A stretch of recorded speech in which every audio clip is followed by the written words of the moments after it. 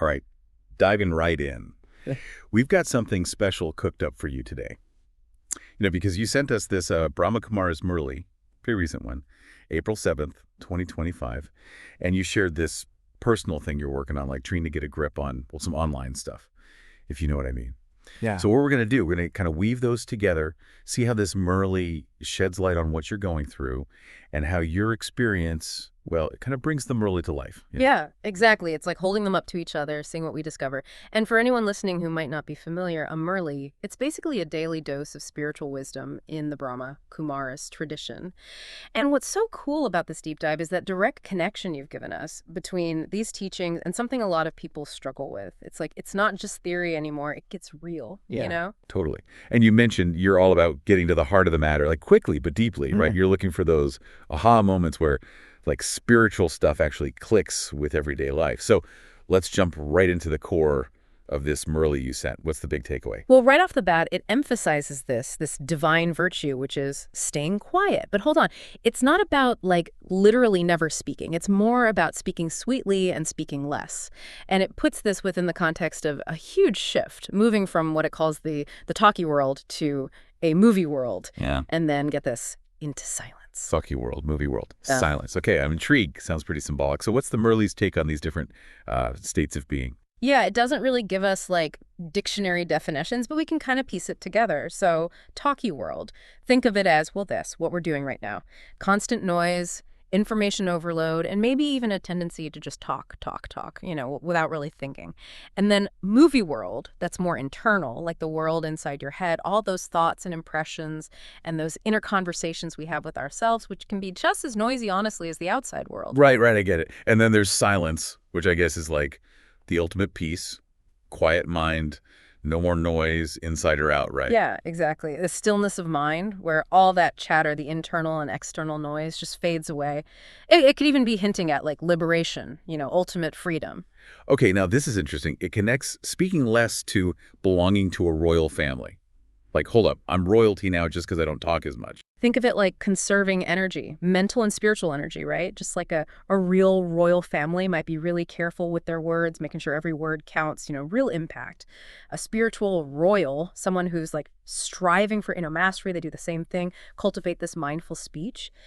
It suggests a kind of self-control, a dignity that comes from not just blurring things out or getting swept away in endless chatter. So basically less is more, especially when it comes to words, huh? That's a good way to put it.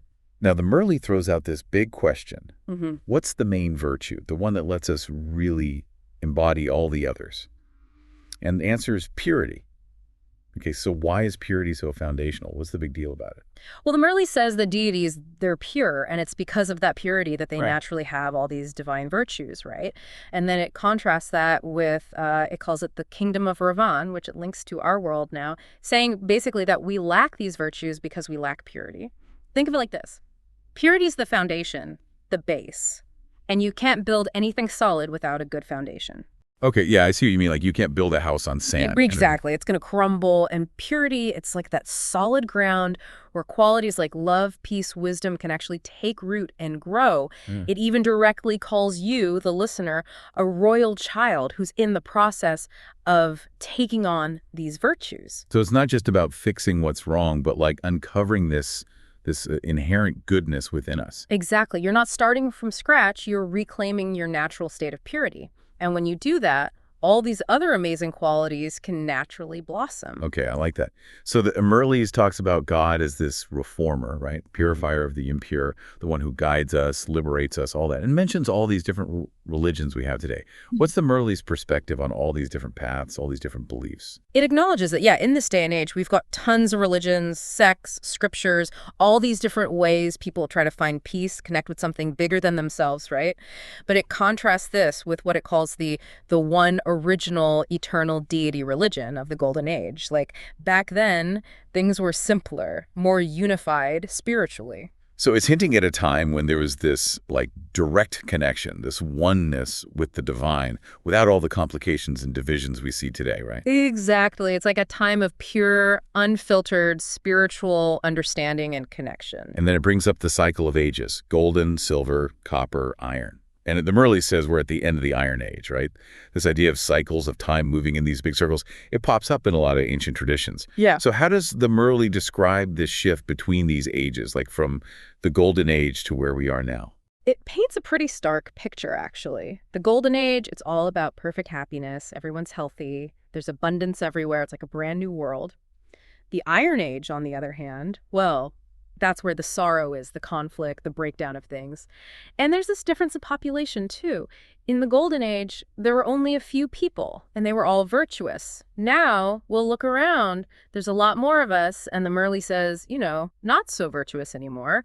It's a cycle of decline and then renewal. Decline and renewal. Okay, so if we try to imagine the Golden Age, it's like everyone's operating from pure intentions. There's this natural harmony. Well-being is just like built in, right? Exactly. And then contrast that with the world we live in now, all the complexities, the struggles, the craziness. It's like we've fallen from that state of grace. Yeah, that's a pretty clear picture. And then it goes back to this idea that only deities have those divine virtues, purely because they're pure. Right. And it even explains why we humans offer salutations, we praise them, all that. What's the thinking there? It's like we're recognizing, maybe without even realizing it, that we're not in that state of purity ourselves. And that in this, what it calls the devilish kingdom of Ravan, real divine virtues, they're just not there. So we look up to these deities who embody those qualities, those pure, virtuous beings, because we see in them what we maybe long for within ourselves. Right, like we see a reflection of our own potential, but in its pure form. Makes sense. And then it mentions this family path of the deity religion in the Golden Age, saying that the path of renunciation wasn't there. Now, what's that all about? Why is that distinction important? It suggests that back in that perfect age, spiritual life and everyday life, they weren't separate. You didn't have to choose one or the other. This family path means you could have a family, live in the world, but still be totally aligned with your spirituality, still growing, still evolving. And no path of renunciation, well, that just underlines it. No need to run off to a cave or anything to find enlightenment. It was already integrated into life. Right, like spirituality wasn't separate from the world, it was woven into it. I like that. So then Murli comes back to the importance of that one divine virtue, which is, what was it again? Speaking less, sweetly, not unnecessarily. Seems like that's a really central point here. It is. It's connecting this whole idea of mindful communication to that transition from the talky world to silence, remember. Someone who really chooses their words carefully, who speaks with kindness and intention, that's like the hallmark of that royal family quality. It's about making our words count, making them valuable, not just empty noise. Okay, and then comes this statement. It's a bit strong. All humans are atheists because we don't really know our Lord and Master. And it says that's why there's so much chaos in the world.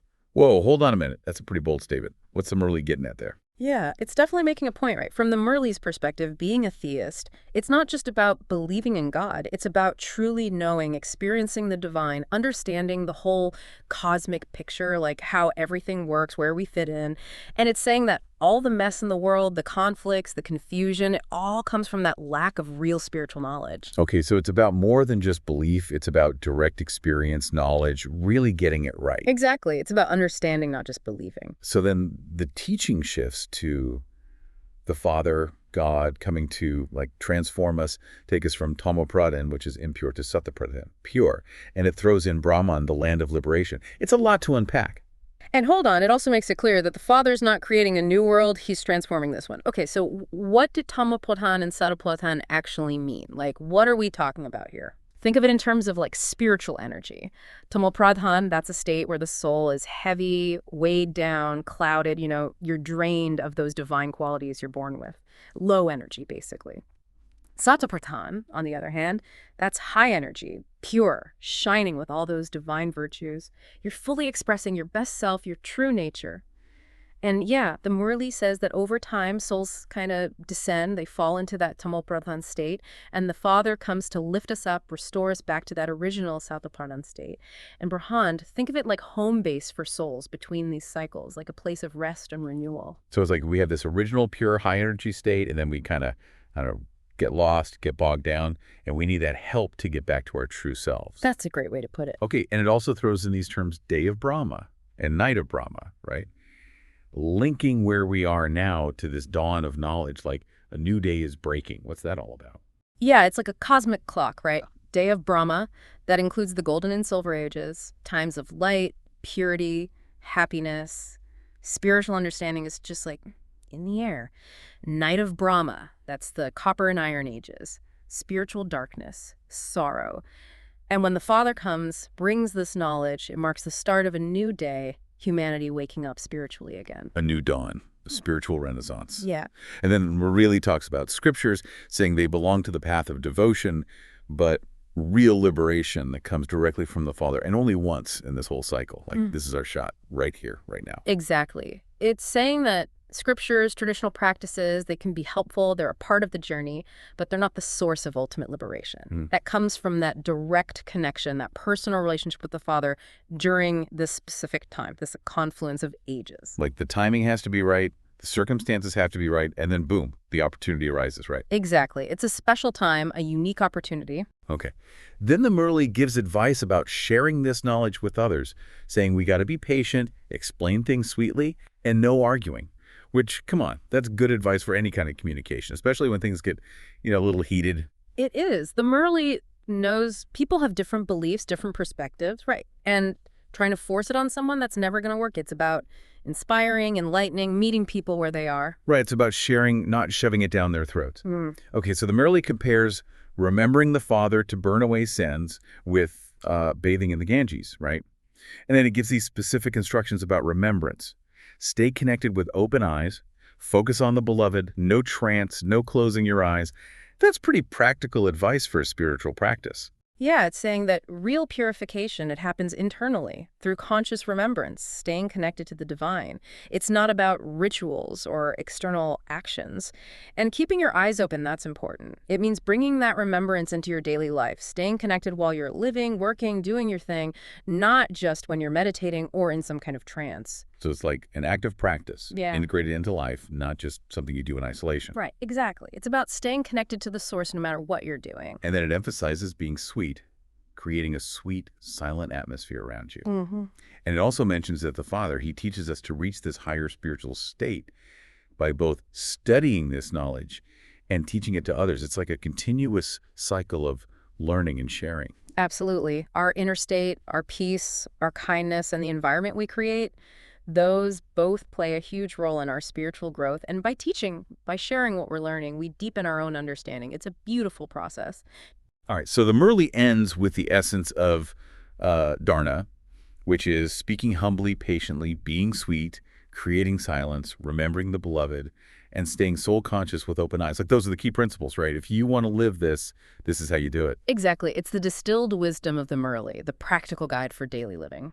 Okay, so now for the cool part. Yeah. Let's bring all of this back to your experience, what you shared with us. You talked about wanting a rule book to help you overcome these urges to view explicit stuff online, right? You mentioned feeling like you wasted time and that this is the last time feeling, which, come on, we've all been there. Yeah, it's a common struggle, a very human one. And what's so striking is how this Murli speaks directly to that desire for self-mastery. For example, remember how it emphasizes controlling speech, speaking less, speaking more sweetly.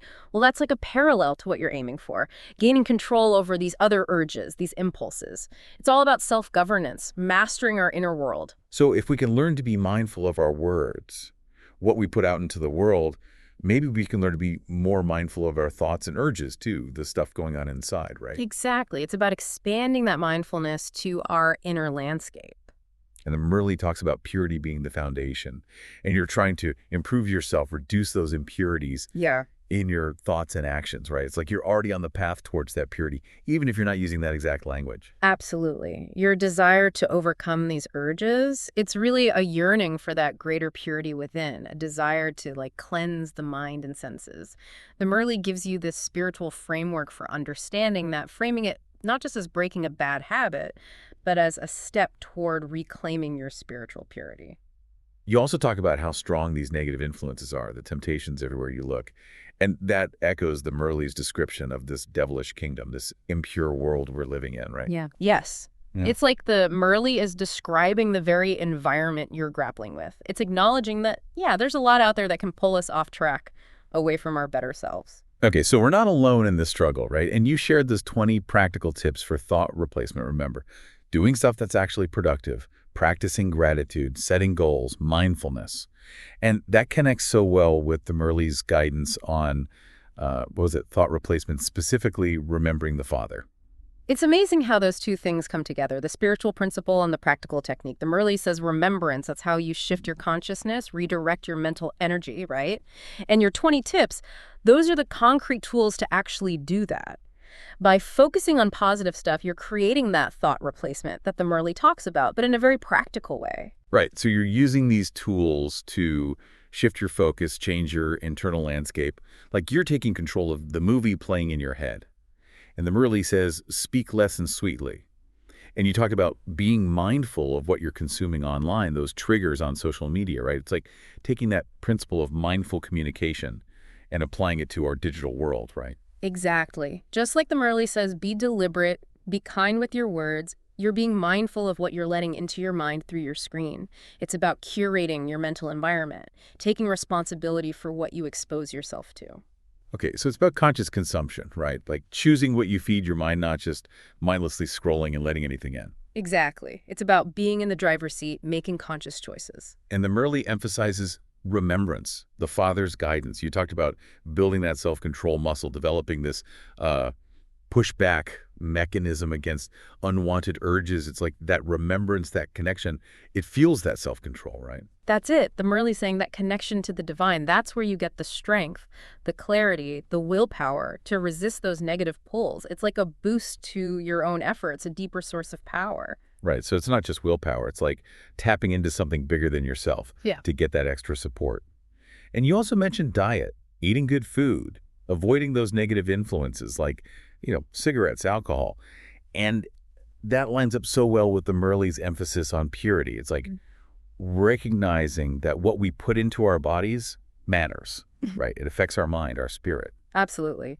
Purity isn't just some airy-fairy concept, it's practical. It's about making healthy choices, supporting your spiritual growth on all levels. It's about creating a healthy environment, inside and out. It's like you can't expect to have a pure mind if you're putting junk into your body, right? That's a good way to put it. You got to support your spiritual journey with healthy choices in every area of your life. You recommended exploring spirituality, getting into self-introspection to boost that self-control. And that's totally in line with the Murli, right? It encourages spiritual exploration, understanding ourselves better. Yes, both paths are pointing you inwards. The Murli gives you this framework for understanding your spiritual nature, your connection to the divine, and self-introspection, whether it's through meditation, journaling, or just quiet reflection, that helps you actually connect with that inner dimension. Cultivate your own strength, your own wisdom. And the advice to journal, to understand your triggers, track your progress, that mirrors the Murli's emphasis on self-reflection, right? Becoming more aware of yourself within the context of these teachings. Exactly. Journaling becomes this tool for self-discovery. It helps you see the patterns, the things that trip you up. And then you can use that knowledge to actually apply the principles from the Murli, making your journey even more effective, more targeted. It's like knowledge is power, right? Especially when it comes to ourselves. And ultimately, the Murli's whole message, transforming from impure to pure, that gives this amazing context to your personal journey, right? It's not just about fighting a bad habit. It's about reclaiming your true self, your inherent purity, your strength. It's about stepping into your potential, becoming the best version of yourself. So here we are, bringing together this ancient wisdom of the Murli and your own real lived experience. And what we see is they're totally aligned. The Murli's principles, mindful communication, that pursuit of purity, it's speaking directly to your desire for self-control in this, well, this crazy digital world we live in. And your practical strategies, they're the how-to guide for putting those principles into action. By choosing your focus, being aware of those triggers, cultivating positive thoughts, you're literally living the Murli. It's proof that spiritual wisdom isn't just some abstract idea, right? It's a practical toolkit for navigating life, for facing the challenges we all deal with. And your experience is like a perfect example of how these ancient teachings can help us deal with modern problems. It shows that these principles are timeless, relevant no matter what age we're in, and they can guide us on our personal journeys. So as you move forward on your path, think about which of these insights really resonate with you from the Murli and from your own journey of self-discovery. How can you start to make those a part of your daily life? What are those small, consistent steps you can take towards creating that inner silence, becoming more mindful, strengthening that inner purity? Those are the questions to keep in mind as you keep going. And thank you so much for sharing your personal story and for sending us this Murli. Exploring these connections has been, well, pretty amazing. It really has. It's such a powerful reminder of how spiritual wisdom and everyday life, they're intertwined, they inform each other. And before we wrap up, one last thought to ponder. What if you could really master that mindful awareness? Applying it to everything, not just your words, like the Murli says, but to your thoughts, your actions, the information you're taking in, like you're already working on. How would that change your experience, your inner world, the way you see the world around you? What would become possible if you cultivated that inner silence, that purity, in every aspect of your life? It's something to think about. It really is. A lot to chew on there. And we encourage you to keep exploring these themes and maybe share your own reflections, your experiences with us. Until next time, thanks for joining us on The Deep Dive.